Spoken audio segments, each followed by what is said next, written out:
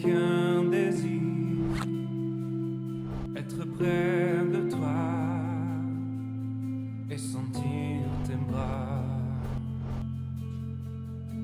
Au Père.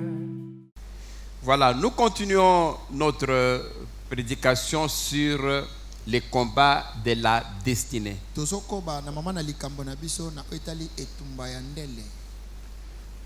Aujourd'hui, nous allons parler sur un sous-thème. Qu'avez-vous pour la destinée? Non, qu'est-ce que vous avez pour atteindre votre destinée? C'est ça le sous-thème d'aujourd'hui. La dernière fois, c'était les ennemis de la destinée. Aujourd'hui, nous allons parler sur qu'avez-vous? Qu'est-ce que vous possédez pour atteindre votre destinée? Amen. Amen. Vous savez, passez-nous le livre 1 Corinthiens 4, 7. 1 Corinthiens 4, 7. 1 Corinthiens 4, 7.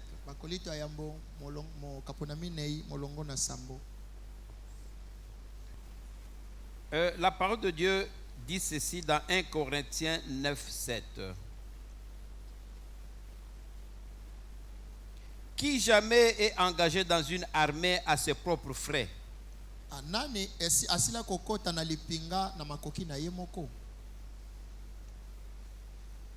Ici, la parole de Dieu dit que personne ne va en guerre à ses propres frais. Si on envoie quelqu'un dans l'armée, on lui envoie à la guerre, on doit lui donner les fusils, n'est-ce pas? On ne peut pas dire quelqu'un va combattre sans qu'on lui donne les fusils, soit qu'on lui donne les bottes, les uniformes, les cartouches, la casquette. Donc quand on envoie quelqu'un quelque part, on lui donne tout ce dont il a besoin pour combattre. Ça c'est un. Même nous les parents, quand vous envoyez un enfant à l'école, tu ne vas pas lui dire va à l'école. Non, quand tu envoies l'enfant à l'école, tu lui donnes les chaussures, tu lui donnes les cartables, tu lui donnes tout ce dont il a besoin pour l'école. Et vous croyez que notre Dieu peut vous envoyer aussi sur la terre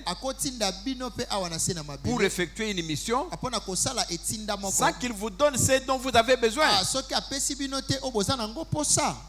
Pas du tout. Et c'est ça qui va faire notre sujet de ce matin. Qu'est-ce que Dieu vous a donné pour votre vie sur la terre? On appelle ça le potentiel. Qu'est-ce que vous avez? Dieu vous a envoyé sur la terre comme ça? Non, Dieu n'est pas fou. Amen. Amen. Voyons, d'abord c'est quoi? Qu'est-ce que Dieu peut vous donner? Le potentiel, qu'est-ce que Dieu peut vous donner pour vivre sur la terre? Il y a trois sortes de choses que Dieu peut vous donner. Il peut vous donner des aptitudes physiques. Alors, dans les aptitudes physiques, Dieu peut te donner la force. Tu es là, tu es venu au monde, mais Dieu t'a donné la force. Il peut te donner l'intelligence. Et tu peux être une femme, c'est quelque chose que Dieu t'a donné. Il peut te donner le sexe masculin, tu es un homme. C'est ça, c'est ce que Dieu t'a donné. C'est ça les aptitudes physiques. Il y a aussi, Dieu peut te donner les aptitudes psychiques. Ça peut être l'intelligence. le caractère, même le talent. Dieu aussi sur la terre peut te donner des aptitudes spirituelles. C'est quoi les aptitudes? Ce sont les dons. Il peut te donner les dons de prophétie, les dons de miracles, les dons de guérison, les dons de révélation. C'est quelque chose que tu as, que tu peux exploiter. Dieu aussi peut vous donner quelque chose de social. Une famille. Tu es né dans une famille riche. Et quand tu viens au monde dans cette famille-là, tu as déjà quelque chose pour réussir ta vie que d'autres n'ont pas. C'est ça le potentiel. Alors vérifiez qu'est-ce que Dieu vous a donné. Je vous ai dit tout à l'heure que Dieu peut vous avoir donné quelque chose de physique. Ça peut être la force. Mais les gens qui viennent boxeurs, il est venu au monde, il sent qu'il a la force. On lui dit que toi, si tu fais la boxe, tu seras champion du monde. On dit à monsieur ici, mais on ne dit pas à l'autre. Parce qu'on a senti que lui a cette aptitude-là de venir que l'autre n'a pas. C'est ça que Dieu vous a donné, qu'il faut exploiter pour arriver à votre objectif. À une autre personne, Dieu peut avoir donné autre chose. À l'autre, on peut avoir donné l'intelligence. Vous allez voir un garçon dire, cet enfant est très intelligent. À 2 ans déjà, il compte de 1 jusqu'à 100. Cet enfant, il doit faire la chimie ou bien la mathématique. Il est très intelligent. On sent que cet enfant a quelque chose que Dieu lui a donné. Amen. Amen. C'est ça les aptitudes, c'est ça le potentiel. Vous êtes venu au monde. Qu'est-ce que Dieu vous a donné? Vous allez découvrir ce que Dieu vous a donné aujourd'hui. Pour exploiter cela pour atteindre votre destinée. Et papa, passez-nous le livre de Genèse 1, verset 28.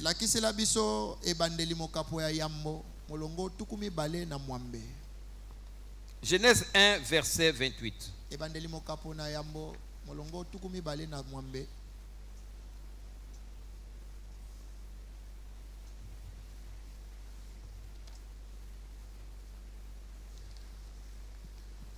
La parole de Dieu dit ceci.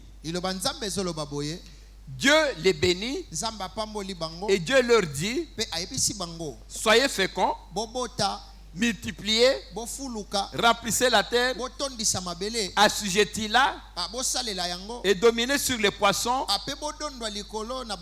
dominez sur la mer, dominez sur les oiseaux du ciel. Vous vous rappelez ici, quand Dieu a créé Adam et Ève, il les bénit. Il dit bon, allez, multipliez-vous, assujettis la terre. Mettez-vous un peu à tête. Adam est là. On dit Adam et Ève, multipliez-vous. Eux ont été créés. Ils ne savent pas comment il faut se multiplier. Ils n'ont jamais vu ça. Mais comment ils allaient savoir se multiplier? Est-ce que vous êtes déjà posé cette question? On dit à Adam, multipliez-vous. Adam, lui, il a été créé comme ça. Et quand on dit multipliez-vous, mais il se pose la question, comment est-ce qu'on va se multiplier?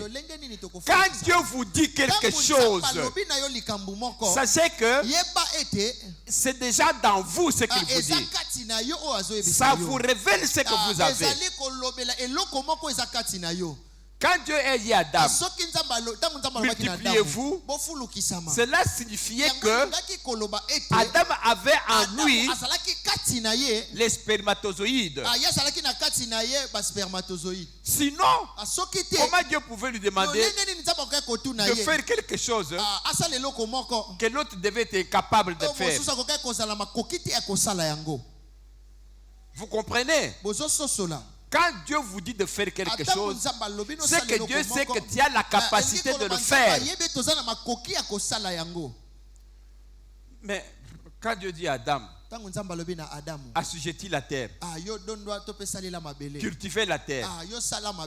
Mais si Dieu a dit ça à Adam, c'est que Dieu avait déjà mis dans Adam l'intelligence pour savoir comment on cultive la terre. Parce qu'il n'a jamais vu personne cultiver. Comment il avait cultivé la terre? Mais Dieu avait mis en lui le savoir et le faire.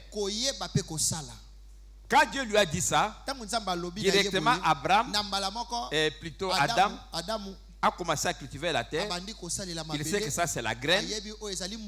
Il faut maintenant faire un petit puits. Il faut planter. Et puis ça va pousser. Donc quand Dieu vous dit quelque chose, c'est une révélation de ce que tu as. Toi tu crois peut-être que tu n'es pas intelligent. Mais quand Dieu te dit quelque chose, sache qu'il y a quelque chose dans toi qui doit le faire. C'est que Dieu te demande de révéler ce que tu as. Vous vous rappelez, Dieu dit à Gédéon, voyant héros, allez combattre les Madians. Gédéon lui dit, mais je ne suis qu'un enfant. Non.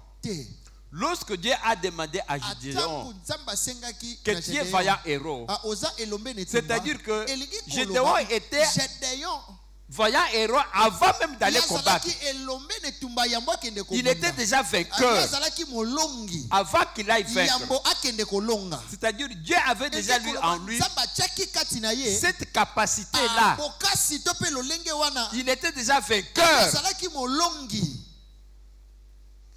Il a suffi seulement que Dieu lui dise ça pour que cela puisse se révéler en lui. Il est parti et il a vaincu. Il était vainqueur avant de vaincre. C'est ce que Dieu avait mis déjà dans lui sans qu'il le sache. Figurez-vous, Adam et Ève, ils vivaient, Dieu leur dit multipliez-vous. Adam n'a jamais vu une femme enceinte. Et mettez-vous à la place d'Adam. Quand Ève a eu la grossesse, le ventre a commencé à pousser. Il n'a jamais vu ça pour la première fois. Mais il allait devenir fou, n'est-ce pas? Tu es avec une femme, tu vois le ventre commence à pousser. Nous au moins aujourd'hui, on a déjà vu des femmes enceintes. On connaît comment ça se fait.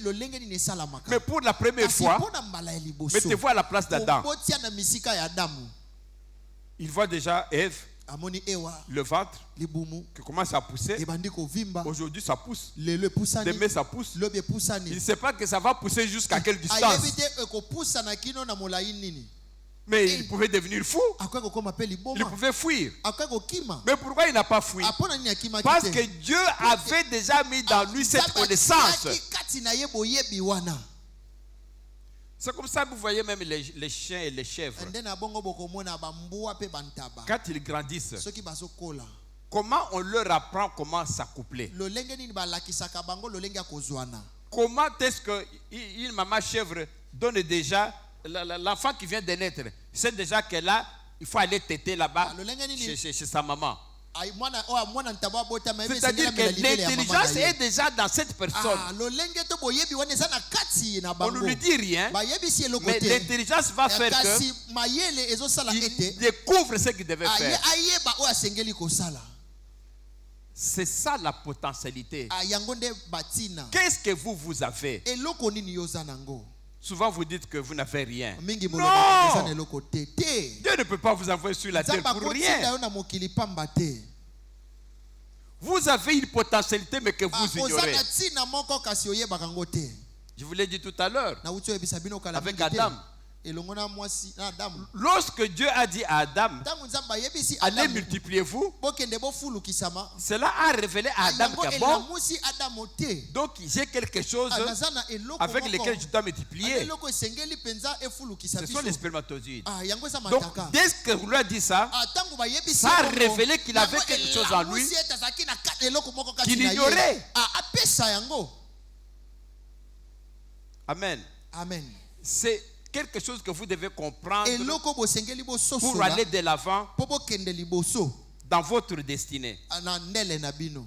On va prendre un verset biblique.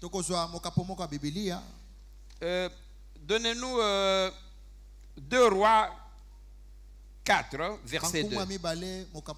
2 Rois 4, verset 2.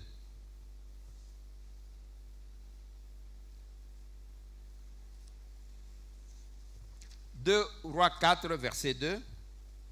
Voilà. La Bible dit ceci. Élisée lui dit, que puis-je faire pour toi? Dis-moi qu'as-tu à la maison?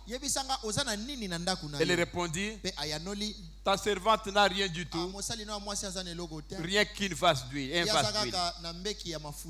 Ici, vous connaissez l'histoire. Il y avait une maman qui était avec son mari. Son mari est mort, mais il a laissé les dettes. Et le propriétaire de la dette est venu maintenant chez la femme pour dire que bon, je prends ces 2 enfants ici comme esclaves parce que leur papa est mort avec ma dette. En remplacement de ma dette, je prends ces enfants pour devenir mes esclaves. Écoute alors l'histoire. La femme maintenant va chez Élisée, qui est un homme de Dieu. En fait, il est parti chez Dieu en quelque sorte. Parce que Dieu, on ne le voit pas. On voit Dieu à travers ses représentants. Ses pasteurs, par exemple. Il dit à Élisée, voilà que mon mari est mort. Mon mari était ton serviteur. Maintenant, on est venu pour arracher les enfants. Parce qu'il y a une dette qu'on doit payer à ce monsieur-là. Mais écoute le comportement d'Élisée. Au lieu qu'Élisée dise qu'à bon, c'est combien la dette? C'est $1000. Il pouvait entrer la main dans la poche, lui donner $1000. Ou bien faire comme Jésus. Va pêcher un poisson, va dans la bouche. Il y a $1000. Tu vas donner et l'affaire est terminée. Non! Élisée procède autrement. C'est-à-dire Dieu procède autrement. Parce qu'il savait que la puissance de Dieu qu'Élisée agit. On ne peut pas dire que c'est Élisée qui a fait des miracles. C'est Dieu qui fait des miracles. Mais à travers Élisée. Voilà qu'Élisée dit à la dame, qu'as-tu? La femme dit, mais je n'ai rien. Je n'ai qu'un vase d'huile. Je n'ai rien. Et c'est ça la réponse que vous tous vous donnez. Quand on vous dit, mais dans la vie, toi tu fais quoi? Tu vas faire quoi dans la vie? Moi, qu'est-ce que je peux faire? Je ne suis pas intelligent. Je n'ai pas fait les études. Tu sais, Dieu, ce qu'il a fait. Il a donné une grande beauté à ma soeur. Moi, je n'en ai pas. Mon frère là, il lui a donné la force. Il peut devenir même boxeur. Moi, je n'ai rien. Tu vois notre frère là, tu sais, il a 2 mètres. On lui demande de faire le basket. Il va réussir la vie. Donc, tu vois seulement le potentiel des autres. Et toi, tu ne te vois pas. Tu te minimises. Non, mon frère. Non, ma soeur. Eux ont leur potentialité. Toi, tu as la tienne. Il ne faut pas dire que je n'ai rien. Non. C'est ce que cette femme-là a dit. Je n'ai rien. Je n'ai qu'une vase d'huile. Mais elle a oublié que c'est que le rien là, ce n'est pas rien. Parce que le vase d'huile va devenir une usine d'huile. Amen. Amen. Et quand l'homme de Dieu lui a dit, tu dis que tu n'as rien. Tu n'as qu'un vase d'huile. Allez-y. Vase d'huile là. Le peu d'huile que vous avez là, prends encore d'autres vases d'huile. Commence à verser. Il y aura tellement d'huile que vous allez vendre, vous allez payer la dette, vous allez même garder encore l'argent pour vivre. Amen. Amen. La femme avait l'argent qu'elle ignorait. Le potentiel de la femme, elle en avait à la maison. C'était dans le coin. Mais elle, son problème, c'est quoi? Elle regarde les autres. D'autres ont l'argent. Se créancer à la voiture. Moi, je n'ai rien. Alors que chez elle, elle avait l'argent. L'huile qu'elle avait là, c'était toute une usine d'huile. La Bible ne dit pas combien ça a coûté. Peut-être que l'huile qu'elle a vendue, ça lui a donné $1 million. Mais elle avait $1 million sans savoir qu'elle avait $1 million. Elle avait le potentiel sans savoir qu'elle avait le potentiel. C'est ce que vous aussi vous êtes. Ce que vous avez, vous ignorez. Vous voyez seulement ce qu'il y a chez d'autres. Non, mon frère. Aujourd'hui, vous allez découvrir le potentiel que vous avez, qui dépasse même ce que d'autres ont. Amen. Amen. Dieu n'envoie pas quelqu'un sur terre pour rien, sans lui donner de quoi vivre. C'est irresponsable. Est-ce que Dieu est irresponsable? Il y a même une chanson là qui dit que c'est un papa responsable. N'est-ce pas? Un papa responsable. Il y a une chanson comme ça. Je crois de Moïse, si c'est Longomba, si c'est quelle. C'est un papa responsable. Dieu ne peut pas, autant vous aussi. Vous ne pouvez pas envoyer l'enfant à l'école sans lui donner les cahiers, sans lui donner les crayons. Vous êtes un parent responsable. Quand tu envoies l'enfant à l'école, tu lui donnes de quoi faire l'école. Tout à l'heure, on a lu le verset. Personne ne va en guerre à ses dépens. Le pays ne peut pas envoyer un soldat en guerre sans lui donner l'arme, sans lui donner les casquettes, sans lui donner les babouches. Non! Dieu aussi est un papa responsable. Il ne peut pas vous envoyer sans vous donner de quoi vivre sur la terre. Non! C'est un papa responsable. Mais tu as un problème. C'est comme cette femme-là. Je n'ai rien. Qu'est-ce que Dieu m'a donné? Regarde, je suis court. Soyez lancé. Mais vous oubliez qu'il y a des endroits où on cherche seulement les gens courts. Pas des gens élancés. On recrutait dans les théâtres ici les personnes courtes pour assumer les rôles des gens courts. Dans des films, on cherche les gens de toutes les tailles. Si on a déjà pris 5 personnes qui soient élancées. On cherche maintenant 5 personnes courtes. Mais il y a de la place. Toi, tu dis que je suis court. Mais non, pourquoi tu te minimises? Pourquoi tu crois que tu n'as pas de potentiel? Comme cette femme-là, je n'ai rien. Si elle a quelque chose. Et ce qu'elle avait, c'était une usine. C'était beaucoup d'argent. Mais elle ne savait pas. Amen. Amen. On applaudit pour le Seigneur. C'est ainsi on voit par exemple des gens qui disent que mais moi, parce que nous avons dit qu'il y avait 3 sortes de potentialités. Il y a le physique, il y a le psychique. Alors, dans le physique, je vous dis que Dieu peut vous donner la force. Dieu peut vous donner l'intelligence. Dans le psychique, Dieu peut vous donner un caractère que d'autres n'ont pas. Et puis, dans le spirituel, Dieu peut vous donner des dons. Des dons de guérison, dons de prophétie, que d'autres n'ont pas. C'est ça ton potentiel. Alors quelqu'un peut dire, moi, qu'est-ce que je sais faire? Bon, je ne connais que chanter. Je n'ai pas étudié. Notre papa est mort avant. Il n'y avait pas eu quelqu'un pour me payer les études. Mais tu oublies qu'en tant que chanteur, combien de gens vivent de la chanson sur cette terre? Combien de musiciens sont très riches? Est-ce qu'il faut parler de Michael Jackson? Il faut parler de beaucoup de musiciens ici que vous connaissez ici. Même les chanteurs religieux. Rien que la voix, rien que la chanson. Mais il vit de ça. Et c'est ça que Dieu lui a donné. D'autres ont étudié à l'université.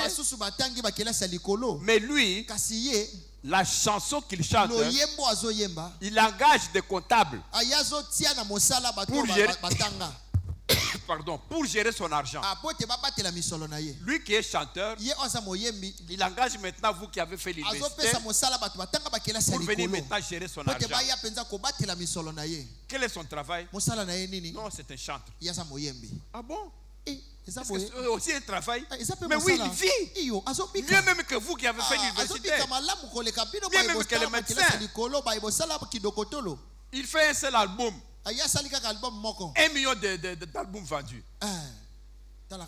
Figurez-vous que si il a $1 de bénéfice par album,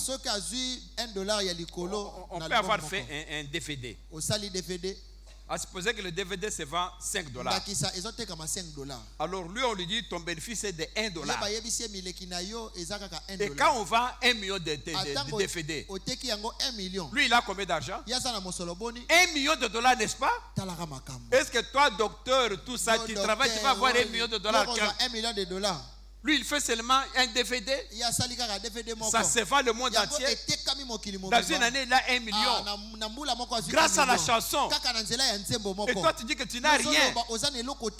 Il dit que si je sais seulement chanter. Mais chanter est une potentialité que Dieu vous a donnée pour atteindre votre destinée. Pourquoi tu vois seulement les autres? Pourquoi tu te minimises? Pourquoi tu crois que tu n'as rien? Non. Il y a quelque chose de grand. Tu as une vase d'huile. Et cette vase, c'est une usine d'huile. Mais tout ce qu'il fallait, c'est prendre cette vase d'huile-là, l'amener chez le Seigneur.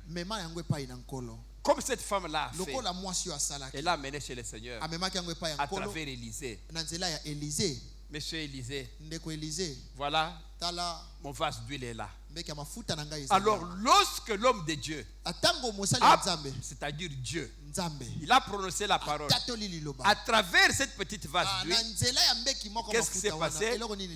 L'huile, la vase d'huile s'est transformée en usine d'huile. la femme avait une dette de $100. Mais l'huile qu'elle a vendue a produit $100,000. La femme avait $100,000 à la maison. Elle ignorait qu'elle avait $100,000. Et vous avez ça aussi chez vous, dans votre corps, dans votre âme. Mais vous ignorez. Vous voyez seulement les autres. Non, mes frères. Non, ma soeur.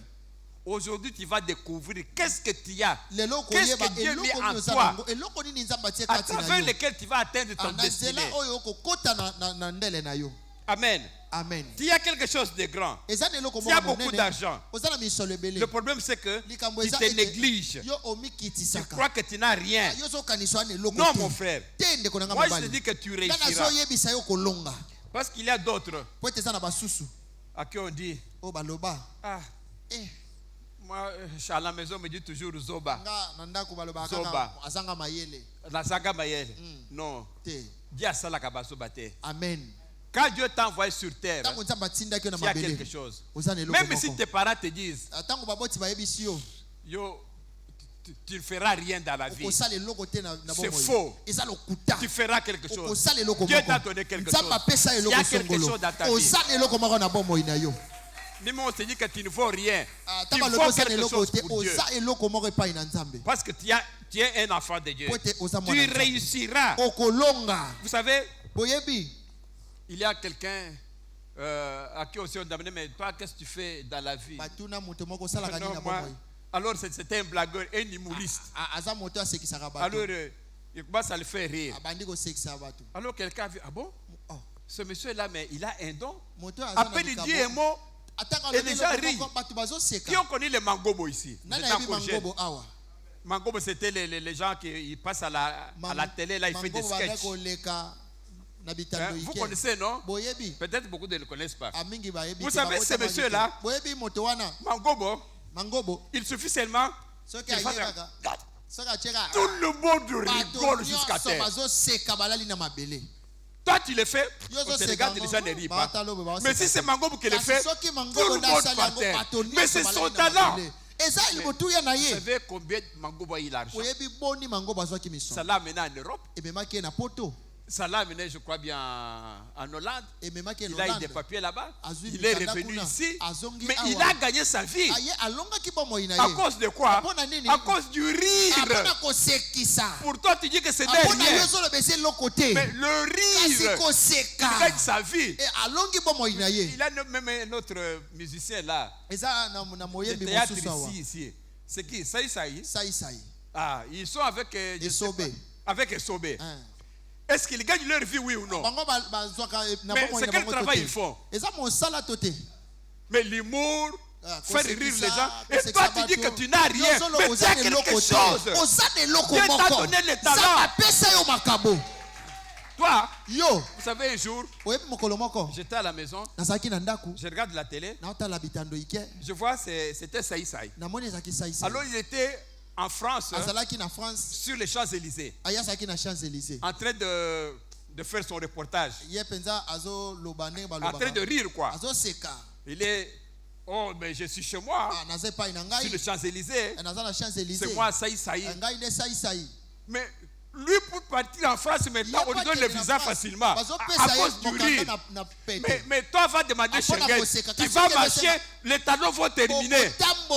Mais son rire, tu donnes maintenant le visa du monde entier. Le rire, c'est un talent. Et c'est ça que Dieu lui a donné. Il avait fallu qu'il découvre ça. Qu'il dise à Dieu, voilà ce que tu m'as donné. Seigneur, bénis ce que tu m'as donné. Et je vais aller de l'avant. Et Dieu l'a béni. Et aujourd'hui, Saï, il gagne sa vie. Je ne peux pas vous dire quelle maison il a. Il a une famille, les enfants, mais c'est quelqu'un, tout leur groupe là, ils vivent bien leur vie. Ne dites pas que moi, Dieu ne m'a rien donné.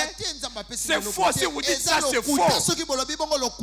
Vous savez, ton problème, tu vois seulement les autres. Comme cette femme-là. Dans la maison, je n'ai rien. Mais là, oubliez qu'au coin là, il y a un petit vase d'huile. Et la vase d'huile là est devenue une usine. Voyons un autre verset. S'il vous plaît, donne-moi le verset. Exode 4, verset. Exode 4, verset 1 à 4.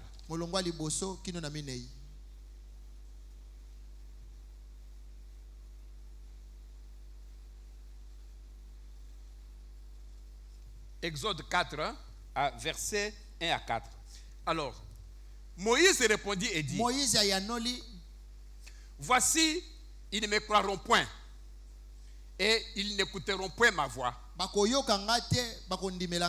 Mais ils diront, l'Éternel n'était point apparu. Vous voyez ici, vous connaissez cette histoire? Dieu appelle Moïse pour l'envoyer chez Pharaon. Moïse vient. Moïse arrive. Dieu dit, Moïse, va chez Pharaon. Dis-lui de libérer mes enfants, les Israéliens, qu'ils sortent hors de l'Égypte. Dis-lui que c'est moi Dieu qui t'a envoyé. Dieu dit, et Moïse dit, Pharaon, moi je vais dire Pharaon. Dieu m'a envoyé qu'il libère les Égyptiens et les Israéliens ici. Mais il ne va pas me croire. Ah bon? Ok. Alors, écoute comment. Non, Dieu il est merveilleux. Vous savez que Dieu avait le pouvoir. Il est Dieu. Il pouvait prendre au même moment. Il vient comme un oiseau sur l'Égypte. Il embarque tous les Israéliens. Il les monte jusqu'à Canaan. Il les dépose là-bas. Dieu peut le faire, oui ou non? Voilà. Mais Dieu, il est multisystème. Dieu veut travailler avec vous. Dieu veut collaborer avec ses enfants. C'est ainsi que Dieu dit à Moïse, moi je peux le faire. Je peux amener les Israéliens. Mais je ne veux pas procéder comme ça. Je vais travailler avec vous. Va dire à Pharaon de libérer mes enfants. Moïse dit, mais il ne va pas me croire. Il va dire que moi je t'ai rencontré. Non, il va me chasser. Dieu dit, ok, d'accord. Qu'est-ce que tu as là, Moïse? Moïse était là. Comme il était un berger, il avait son bâton là avec lequel il fait au mouton. Allez, tchou, tchou, tchou, tchou. Allez, le mouton va de côté. Allez, tchou, tchou, tchou, tchou. Vous savez, un petit bâton comme ça, la verge qu'il a fait pour les bouées. Il dit que c'est ça que tu as. Dieu dit, ok, jette ça par terre. Hein? Je jette par terre. Ok, il jette. Dès qu'il jette, ne sais pas. Moïse fuit. Non, viens. Tiens par la queue. Il vient. Il touche. Ça devient un bâton. Alors, Moïse découvre que le bateau qu'il avait, c'était une arme. N'est-ce pas? Il a découvert que dans le bâton, il y avait un serpent. Dans ce bâton, il y avait une force. Dans ce bâton, il y avait toute une grande victoire. Mais pourtant, ça paraissait un simple bâton. Mais là, il suffit que Dieu souffle dessus, que le bâton change. On va voir encore avec vous que le même bâton que Moïse avait, lorsqu'il devait traverser la mer Rouge, il l'a levé sur la mer. Le même bâton a fait quoi? La mer Rouge s'est ouverte. Alors il a dit, ah bon? Donc, quand il a pris maintenant ça en main, chaque fois qu'il regardait le bâton, mais ça c'est un serpent. Il a vu ça, mais c'est un serpent ça. Il a découvert qu'il avait une potentialité, mais qu'il ignorait. Mais c'est son bâton de tous les jours. Mais il avait une force. Alors Dieu dit, Maintenant, tu peux aller au pharaon. Oui, maintenant je vais. Alors, il va maintenant chez pharaon. Courageux là. Pharaon là. Allez, je viens, j'étais avec Dieu. Allez, libère les Égyptiens. Qu'est-ce qu'il fait marcher? Le bateau là. D'autres voyaient le bateau. Pharaon voyait le bateau. Mais lui, il savait. C'est une arme. Et c'est un serpent. Un boa. Et le pharaon, je te dis vite. Pharaon qui est le roi. Ah bon? Tu veux jouer avec moi? Il jette seulement comme ça. Pardon. Directement, le serpent sort. Va du côté de Pharaon. Pharaon,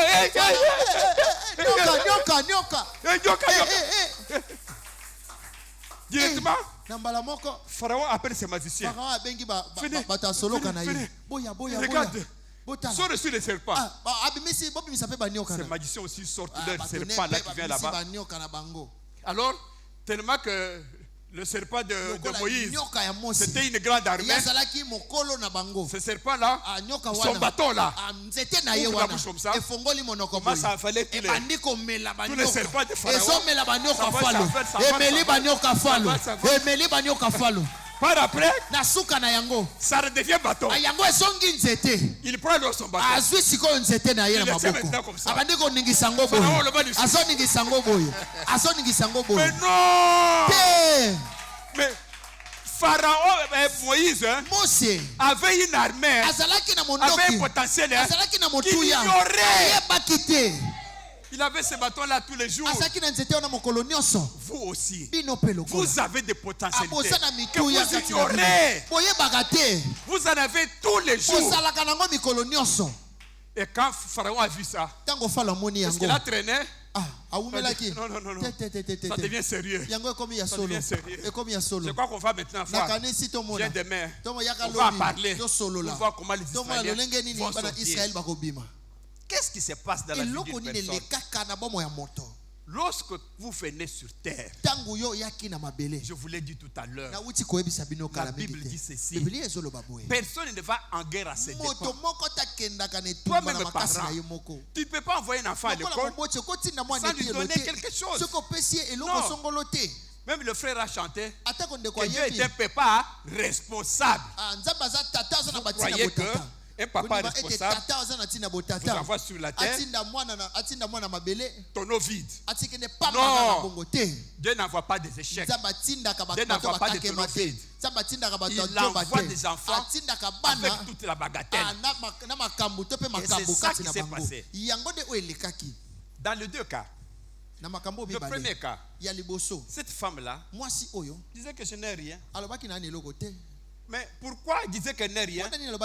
Il voit le vide dans sa maison. Il n'a ni chaise, ni frigo, ni quoi. Le petit coin, un petit vase d'huile.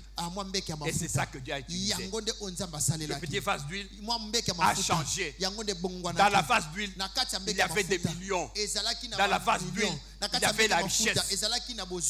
Pour que ça devienne une richesse, il a amené ça à Dieu à travers l'Élysée. Élysée a dit un mot et puis c'est devenu beaucoup d'argent. Moïse aussi avait le bâton, mais il ne savait pas que dans ce bâton-là, il y avait une force. Je vous ai dit tout à l'heure, quand Dieu vous donne une mission, sache qu'il sait quelle potentialité il y a en vous. Si Dieu ne sait que tu n'as rien, il ne peut pas t'envoyer en mission. Quand Dieu dit à Abraham, multipliez-vous, à Adam plutôt, multipliez-vous, c'est que Dieu savait que Adam a en dedans de lui les spermatozoïdes pour la multiplication. Alors, dès que Dieu vous dit quelque chose, sache que vous avez la capacité de le faire. Quand Dieu dit à Gédéon, allez combattre les Madians, Dieu voyait dans Gédéon un voyant héros que lui-même ne savait pas. C'est ça le problème. Il faut amener à Dieu ton problème. Vous savez, Jésus était avec ses apôtres. Il est tenté de prêcher. Plus de 5000 fois, 1000 hommes, sans compter les femmes et les enfants. À un certain moment, Dieu dit que non, il ne faut pas les renvoyer. Ils ont faim. Amenez un peu le pain et les poissons. Mais les gens disent, mais Jésus là, mais tu es fou quoi. On n'a que 5 pains et 2 poissons. Mais il y a ici 5000 hommes, sans compter les femmes et les enfants. Or les femmes, chacun pouvait avoir 2 femmes. Les enfants, on peut dire que chacun a 5 enfants. Mais à leur compter c'était combien? Peut-être il fait tout 30 000 hommes. On n'a que 5 enfants. Il y a 5 pains et 5 poissons. Mais lorsque Jésus regarde le pain, il pouvait demander à cet enfant amener 30 000 pains. Parce qu'il y a 30 000 personnes. Comment l'enfant pouvait amener sur la tête 30 000 pains? Il ne pouvait pas, impossible. Mais dans les 5 pains, il y avait 30 000 pains. Comme dans le petit vase d'huile, si c'était 1 litre, Dieu voyait qu'il y a 100 millilitres. Dans le 1 litre, il y avait 100 millilitres. Dans les 5 pains, il y avait 30 000 pains. Mais l'enfant ne le voyait pas. Quand Dieu dit, prends ce pain-là, il rend grâce, il distribue le pain. Donc les gens ont commencé à distribuer le pain. Les 5 pains, on en a donné à 30 000 personnes. C'est que dans les 5 pains là, il y avait les 30 000 pains. Vrai ou faux? Parce que d'autres pains là sont venus où? C'est à partir de ces 5 pains là. Donc le potentiel qu'on avait là-bas a fait que dans les 5 pains, dans les 2 poissons, il y avait 30 000 poissons. Il a suffi seulement de prendre ce que vous avez. Les disciples, là, le petit qui avait 5 pains et 2 poissons, il avait fallu seulement amener ce qu'ils ont, amener à Dieu. Et Dieu a béni. Et des 5 pains est sorti 30 000 pains. De 2 poissons est sorti 30 000 poissons pour la foule. Vous comprenez? Tout cela est venu d'où? C'est ce que vous-même vous avez. Dieu pouvait dire, ils sont 30 000. Ok. Bon. Abracadabra, roi. Et puis les 30 000 pleuvent. Non. Dieu n'a pas fait ça. Dieu ne fait pas ça avec ses enfants. Dieu veut vous faire travailler. Dieu veut vous faire voir que vous êtes aussi capable. C'est ainsi que quand Dieu agit, Dieu sait qu'il vous a donné tout. Vous savez, les enfants de Dieu parfois, vous savez, parfois il est souffrant, il est malade. Il va, Seigneur, Seigneur, regarde, je suis malade. Seigneur, il y a des démons qui me dérangent. Aujourd'hui, j'ai mal rêvé. Les démons me dérangent. Seigneur, Seigneur. Seigneur dit, tais-toi. Alors il s'était. Qu'est-ce que tu as? Oui, le Seigneur. Tu m'as donné l'autorité sur les puissances de l'eau. Mais tu as ça. Mais chasser les démons. Mais comment toi tu as l'autorité de chasser les démons? Tu viens encore chez moi. Mais utilise ce que tu as. Tu as l'autorité de chasser les démons. Mais chasse les démons. Mais au lieu de voir le potentiel qu'il a, c'est ça les hommes. Ils sont aveugles. On regarde seulement ailleurs. On regarde ce que l'autre a. Non, non, celui-là il est belle. Moi il ne m'a pas fait belle. Celui-là est puissant. Non. À force de regarder ce que d'autres ont, tu deviens aveugle de voir ce que toi tu as. À force de voir ce que d'autres sont, tu te dévalorises toi-même. Tu ne sais pas ce que tu es. Tu es un Ozana vaillant. nyonso. Ah, tu as tout. Kota le libanda te. Ah, ne regarde pas Ne ailleurs. regarde pas ailleurs. Kota la libanda te. Regarde-toi toi-même. Mitala yo moko. Il y a tout dans toi. Ozana nyoso kati na yo. Il y a tout ce qu'il faut pour changer le Ozana monde. nyoso esengeli pona Dans kobenga. vous là, vous avez tout. Vous avez tout, mes frères. Ozana nyoso bandeko nanga mibali. Vous avez tout pour atteindre Ozana votre nyoso destinée. poko kota na ndele na bino. Ne regarde pas ailleurs. Kotala bipai mosusu Parce que te. toi, tu as cette capacité. Pote yo pozana makoki wana. Alors, dans le pain là, Na kati ya dans les mapa wana. 5 pains, Na kati ya il y mapa avait les mitano. 30 000 pains. Ezalaki na 30 000 mapa. Lorsqu'on a amené les Tango pains, ba memi mapa.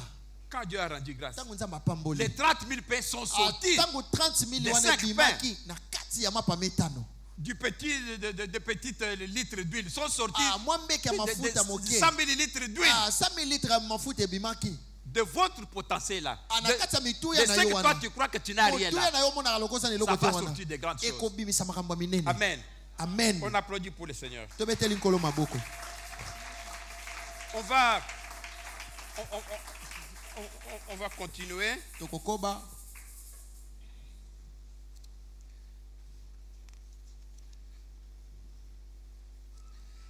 Vous savez, chers frères et sœurs,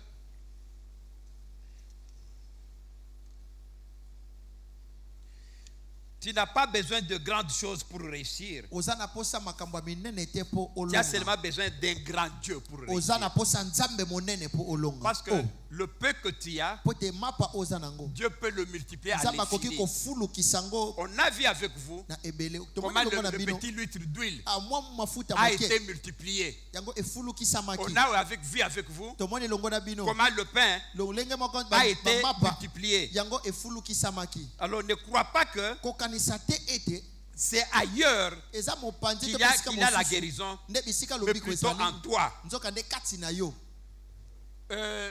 Passez-nous Romains 12. Baloma mokapozo mina Romains mibale. 12, 6 à Baloma 8. mokapizo mina mibale. Romains 12, 6 à 8. Molongo na motoba kino na mwambe. Romains 12, 6.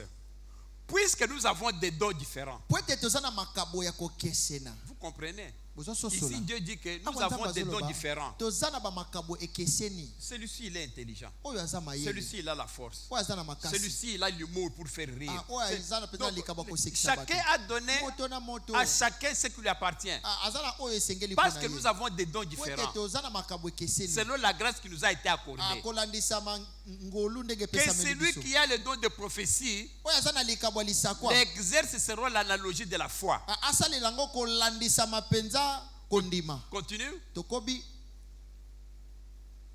7, verset 7. molongo elandi. Que celui qui est appelé au ministère s'attache à son ministère. Que celui qui enseigne s'attache à son enseignement.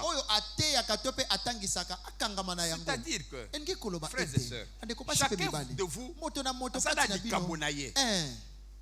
Le Seigneur dit que celui qui a eu l'enseignement s'attache à l'enseignement.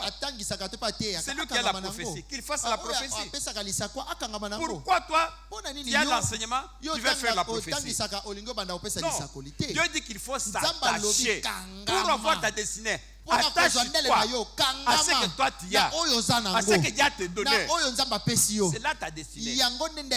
Comment on échoue dans cette destinée? Lorsque Dieu dit que celui qui a que celui qui est appelé au ministère s'attache au ministère. Toi, tu es appelé au ministère pour devenir pasteur.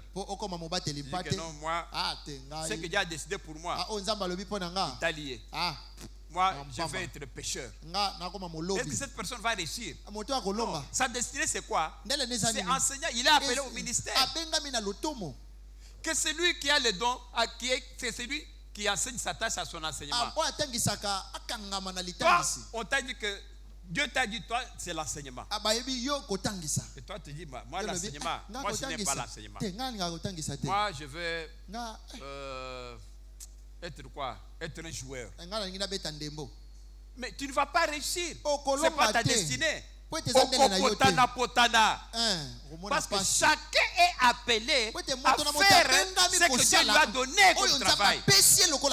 Attache-toi à ce qu'il t'a donné. Mais qu'est-ce que tu as dans toi? Quelle est ta destinée?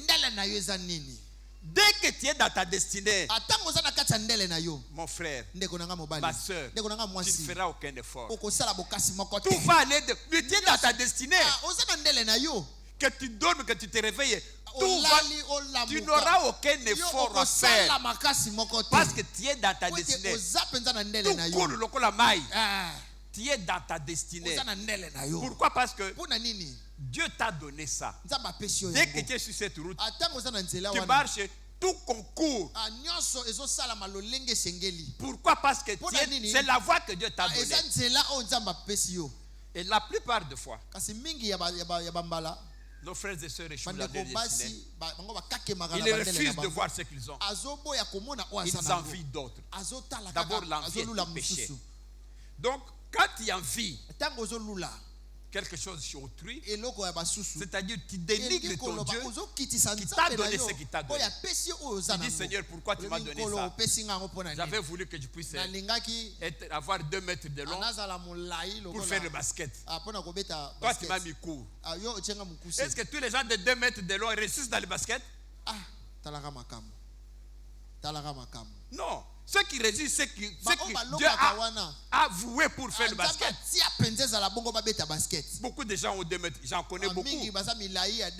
Mais ils ont échoué. Il ne faut pas le basket. Il faut suivre ta destinée. Comment tu vas découvrir ta destinée d'abord? Pour découvrir ta destinée, il faut voir d'abord dans toi. Qu'est-ce que Dieu t'appelle de faire? Vous savez, à un certain moment, je n'avais aucune idée d'être pasteur. Ça ne m'était jamais venu à l'esprit que moi, un jour pasteur. Non, je pouvais penser à tout sauf à ça. Mais il s'est fait que je voyage. Je vais à l'aéroport pour partir quelque part. Ah, bonjour pasteur. Moi je sais que c'est pas moi. Mais on vous salue pasteur. Moi, non, moi je suis pas pasteur. Ah, vous n'êtes pas pasteur. Non, je suis pas pasteur. Ah, ok, merci, je passe. 4 fois la même chose. Les gens qui me connaissent pas la même chose. Ces gens ici, est-ce qu'il y a à la télévision quelqu'un qui passe avec cette figure? Pourquoi on m'appelle? Dans mon avenue, j'avais un camarade, un voisin d'avenue. Et chaque fois que moi j'étais au-dessus, il était en bas, pour venir au travail, quand j'étais à Lemba, je dois passer par lui, parce que c'était la route. Et puis sortir avec la voiture. Alors, une fois je rentre, la première fois, il me voit là. Ah, JP. JP, c'est comme ça qu'on m'appelle, Jean-Pierre. Les potes, hein? Maintenant c'est pasteur, il ne faut pas que tu m'appelles JP. Je ne suis pas ton ami, moi je suis pasteur. Alors, JP. Je m'arrête là. Mais tu sais, aujourd'hui, moi, là, moi, je regarde au-delà de la voiture. Alors, comme l'histoire était un peu longue, je suis sorti. Il dit, aujourd'hui, quand je dormais, je sors, il me dit dans son rêve, il sort, il trouve j'étais là debout sur un tonneau en train de prêcher. Beaucoup de gens là qui étaient là moi en train de prêcher. Alors il était là, il a vu, pourquoi commencer à prêcher? Beaucoup de gens là qui étaient là écoutaient. Par après, il s'est réveillé, il est parti se soulager. Il est revenu pour dormir. En dormant, il me voit encore sur un terrain en train de prêcher. Un autre jour, moi, encore 3-4 fois, il me dit, mais je te vois en train de prêcher. Toi, tu vas devenir pasteur ou quoi? Moi, je dis, non, attends, non. Moi, pasteur, non, tu sais, on peut rêver, mais en tout cas, moi, pasteur, non. Alors, jusqu'un jour, on était en Europe. Et voilà qu'il y a là où on priait, il y a un apôtre là qui d'abord a dit à ma femme, mais Dieu me dit que ton mari est un serviteur de Dieu. Mais Je suis encore en train de prier pour que Dieu puisse me le confirmer. Mais je veux que Dieu lui-même, par lui-même à l'inspecteur, qu'il est vraiment appelé à l'œuvre de Dieu. Ma femme dit, bon, que Dieu fasse ce qu'il veut. Bon, ça c'est notre histoire. Maintenant, on va rentrer dans la... Il fait même déjà temps. Alors, je vais conclure en disant ceci. Le Seigneur ici a dit que chacun garde son don. Chacun fait ce qu'il est appelé à faire. Vous savez l'histoire de pain dont je vous ai parlé. Le garçon qui avait les 5 pains et les 2 poissons pour ramener à Jésus. Si les pères, si les garçons-là avaient pris ces pains-là et ces poissons-là, les avaient tous détruits. Donc toute la foule-là allait manquer de quoi manger, n'est-ce pas? Parce que c'est à partir de ces pains-là qu'on a multiplié les pains pour toute la foule. Ça signifie quoi? Que dans ces 5 pains-là, il y avait les pains de toute la foule. Vous avez un don. Le don que vous avez là, je n'ai qu'un désir, être près de toi et sentir tes bras.